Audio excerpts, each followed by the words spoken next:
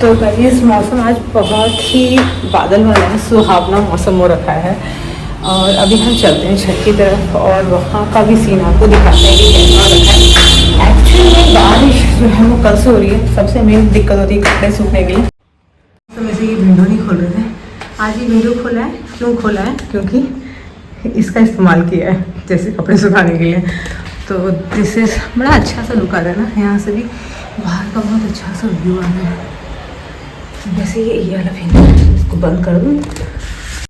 तो this is it. और मैं जाने वाली थी बाहर, लेकिन अब सोच रही हूँ कि ना ही जाऊँ। तो सनग्लासेस वगैरह से मैंने वेयर करा था।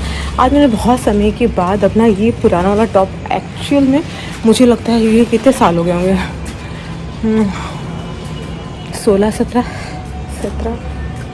17 में मैंने आई थिंक ये टॉप पहने लिया होगा। और बहुत समय से इसको मैंने कैरी नहीं किया था, क्योंकि जब भी पहन रही थी तो फिर मन सा नहीं हो रहा था। तो आज मैं इसको दिखाती हूँ। और कलर वाइज तो आई थिंक गुड, और बेकार ही मैं इसको यूज़ नहीं करी थी, करना चाहिए था। अभी आपको दिखाती हूँ।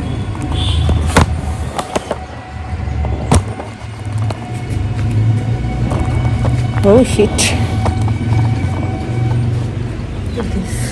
नॉट बैड, एक्चुअली में नॉट बैड।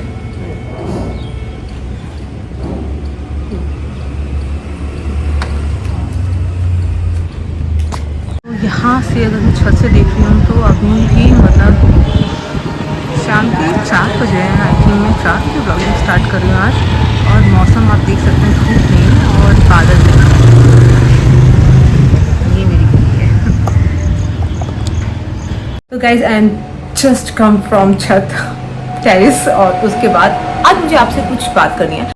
तो गाइज जैसे मैंने कहा था कि मैं एक बुक पढ़ रही हूँ, तो ये बुक ये थी rich dad and poor dad. और मैंने कहा था इसको पढ़ने के बाद मैं आपके साथ कुछ चीज़ें शेयर करूँगी, मुझे बहुत अच्छी लगेंगी। तो मैंने हाँ बुक पढ़ ली है, और इसके साथ कुछ चीज़ें जो मुझे अच्छी लगी वो आपके साथ मैं शेयर करती हूँ। तो पहला तो ये हमें बुक सीधे सीधे पैसे का मैनेजमेंट सिखाती है कि हमें पैसे को कहाँ कैसे मैनेज करना चाहिए। और जो हमारी स्कूलिंग जो एजुकेशन होती है, हमारी जो स्कूल एजुकेशन में, ये हमें नहीं बताया जाता। हमको सिर्फ एक ही रास्ता बताया जाता है कि हमें स्टडी करना है और उसके बाद हमें एक गवर्नमेंट जॉब मिल जाएगा या कोई भी जॉब मिल जाएगा, उसको हमें करना है। तो ये चीज़ हमें सिखाई जाती है। तो इसका थोड़ा जो सोचने का तरीका है वो आपको थोड़ा सा डिफरेंट इसमें मिलेगा। और एक चीज़ और कि इसमें बोला कि कुछ डिसीज़न लेना चाहिए। तो मैं इस पर एग्री करती हूँ, क्योंकि शायद ये मेरी सबसे बड़ी कमी है कि मैं लाइफ के डिसीज़न जो है वो क्विक नहीं ले पाती हूँ। क्विक इन सेंस अगर कहें कि I am very trustworthy person, और जैसे मैं हूँ वैसे मैं लोगों के ऊपर भी उनकी बातों के ऊपर बहुत जल्दी विश्वास करती हूँ।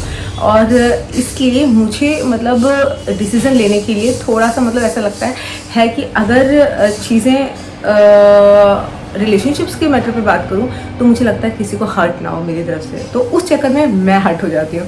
तो इसके अलावा अगर कहें अदर पॉइंट ऑफ व्यू की अगर बात करूं पैसे को मैनेज करने के लिए, तो मुझे ऐसा लगता है कि सामने वाले को पहले जांच लो, परख लो, और थोड़ा सा रिस्क लेने में मुझे डर लगता है। और कहीं ऐसा ना हो कि हम सही जगह इन्वेस्ट कर रहे हैं कि नहीं कर रहे हैं। तो जो सिक्योर चीज़ें होती हैं, जो अभी तक मैंने सिक्योर चीज़ें सीखी हैं, तो मुझे लगता है मैं उसको ही फॉलो करूं। और कोई नई चीज़ को फॉलो करने में थोड़ा सा मेरे अंदर घबराहट सी रहती है, लेकिन उसको हमें ओवरकम करना चाहिए और हमें लेना चाहिए। ये बुक सिखाती है रिस्क लेना चाहिए, और रिस्क लेने के बाद उसको हैंडल करने की अपने अंदर लानी चाहिए, क्षमता लानी चाहिए कि हम उसको कैसे हैंडल करेंगे। सबसे इम्पॉर्टेंट बात यह है, रिस्क लो और उसको कैसे हैंडल करोगे, ये चीज़ इम्पॉर्टेंट है। अगर आप बात करें भावनाएं, तो इसमें एक चीज़ बहुत अच्छी लगी जिससे मैं खुद कनेक्ट करती हूँ। इसमें जैसे कि मैंने इसके लिए आप यहाँ पे नोट्स की एक जगह दी गई थी, तो मैंने उसको जो अच्छा लगा मैंने इस फॉर्म में ऐसे लिख लिया है। राइटिंग पे ध्यान मत दीजिएगा, राइटिंग बहुत अच्छी नहीं मेरी। तो जैसे इसमें लिखा है कि हाँ, भावनाओं की वजह से ही हम इंसान हैं, और भावनाएं या इमोशंस का मतलब होता है कि हमारे अंदर जो ऊर्जा है, चलायमान ऊर्जा है, वो होती है इमोशंस और भावनाएं। अपनी भावनाओं के बारे में हमें ईमानदार रहना चाहिए। तो ये मैं सच में करती हूँ। अपने इमोशंस के बारे में, अपनी भावनाओं के बारे में मैं बहुत ज़्यादा ईमानदार रहती हूँ, और मुझे ऐसा लगता है कि सबको रहना चाहिए। तो और अपने दिमाग और भावनाओं का इस्तेमाल अपने विरोध में करने की बजाय अपने पक्ष में करें। बस यहाँ पे गलती हो जाती है। अपनी भावनाओं का जो इस्तेमाल है अधिकतर वो मेरे विरोध में हो जाता है, तो उसको हमें अच्छा होना, इमोशनल होना अच्छा है, लेकिन उसका इस्तेमाल हमें अपने पक्ष में करना है, अपने विरोध में नहीं करना है। तो यहाँ पर ये पॉइंट मुझे बहुत अच्छा लगा, तो ये मैं आप लोगों के लिए शेयर करूँ कि शायद आप लोग इससे भी कुछ सीख पाएँ। और अगर इतनी मोटी बुक पढ़ने का मन ना करे तो जो मैं आप लोगों के साथ जो टिप्स शेयर कर रही हूँ वो आपके काम आ जाए। तो अपनी भावनाओं पे प्रतिक्रिया करने के बजाय उसका अवलोकन करें। जैसे मैं हमेशा अपनी भावनाओं के बारे में, मुझे गुस्सा आ रहा है तो मैं उसको एक्सप्रेस करती हूँ, वैसे करना चाहिए, लेकिन हाँ मेरा हाई पिच चला जाता है तो थोड़ा सा नॉर्मल रह के करना चाहिए। तो उसका अवलोकन करें, अपनी भावनाओं का थोड़ा सा अवलोकन करना चाहिए, हमें कैसा फील हो रहा है, और अवलोकन करने के बाद थोड़ा सा सोचना चाहिए और उसके बाद इस्तेमाल करना चाहिए। लेकिन ये बहुत प्रैक्टिकल लोगों का वही कर पाएंगे, लेकिन आज के टाइम में प्रैक्टिकल लोग ही सक्सेस हैं, जो कि अपने इमोशंस का अवलोकन करते हैं, यानी कि उसको देखते हैं और फिर उसके परिस्थिति के अनुसार फिर उसको वो मतलब शो करते हैं कि अगर जहाँ पर उनको गुस्सा आ रहा है मे भी वो नहीं करते हैं। जो कुछ लोगों को वो लोग पसंद नहीं करते, बस मैं देखती हूँ कि उन लोगों के साथ बहुत ज़्यादा फ्रेंडली होते हैं और ऐसा लगता है कि ये अभी तो इसके बारे में कह रहे थे कि इनके साथ इनकी ऐसे बनती नहीं है, लेकिन देख के ही नहीं लगता। तो मतलब बहुत सारी चीज़ें हैं, लेकिन आज के टाइम में तो सक्सेस वही लोग हैं जो कि अपने इमोशंस, अपनी भावनाओं को हाइड कर मतलब प्रिटेंड कर पाते हैं। लेकिन फिर भी इस में तो ऐसा लिखा है, लेकिन फिर भी मैं ये चीज़ नहीं कर पाऊंगी, कभी नहीं कर पाऊंगी अपनी लाइफ में, क्योंकि मैंने एक ही चीज़ सीखी है लाइफ में, ट्रू रहना, और मैं वही रहना भी चाहती हूँ। आइडेंटिटी में अपनी नहीं खोना चाहती हूँ। हाँ, तकलीफें बहुत उठानी पड़ती हैं और उसके लिए तो फिर ईश्वर है। तो अगर आपके पास अगर ट्रू रहने के साथ प्रॉब्लम्स आती हैं तो फिर सॉल्यूशंस भी आते हैं। तो ये सब होता रहता है, लेकिन अगर आप कर पाएँ तो ज़रूर करिए, अपनी भावनाओं का अवलोकन करिए और उसके बाद उसका मतलब देखिए और अपने दिमाग से सोच कर अप्लाई करिए चीज़ों को।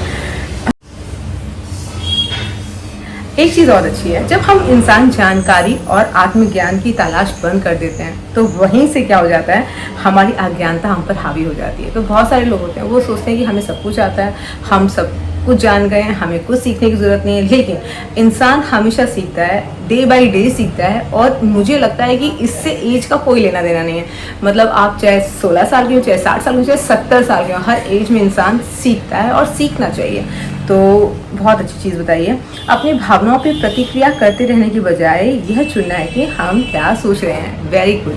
तो ये चीज़ शायद मैं कर सकती हूँ कि भावनाओं पे जब हम प्रतिक्रिया करें उससे पहले 2 मिनट रुक जाएं और सोच लें कि हम क्या सोच रहे हैं, क्या हम सही सोच रहे हैं, क्या हम गलत सोच रहे हैं। तो कई बार होता है कि हम शायद से उस पर अगर थोड़ी देर रुक जाएं, ये चीज़ मैंने ऑब्जर्व की है, ये चीज़ मैंने खुद से फील किया है और मेरा ऑब्जर्वेशन है कि अगर किसी टाइम पे आपको बहुत इरिटेशन, बहुत गुस्सा आता है, देन एंड देर आप रिएक्शन दे देते हो तो वो ब्लास्ट करके बहुत बड़ा सा रिएक्शन आ जाता है। लेकिन अगर कुछ समय तक आप थम जाएँ, कुछ समय तक आप वो रुक जाएँ और उसके बाद में फिर उस पर रिएक्शन दें, तो वो मतलब ऐसा रिएक्शन आता है कि सामने वाले को भी वो बुरा नहीं लगता है। तो आप भी इसको फॉलो कर सकते हैं, अप्लाई कर सकते हैं।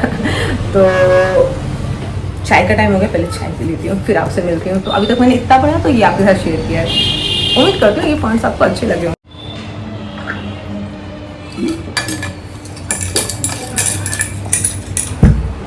हाँ, यहाँ पे चाय की पूरी तैयारी जैसे कि हो चुकी है हमारे यहाँ पे। अरे वाह, आज तो हलवा बना, ये तो मुझे पता ही नहीं था, कुछ तो महक रहा था, लेकिन सम स्पेशल चीज़ खा रहे हैं हम लोग बैठ के।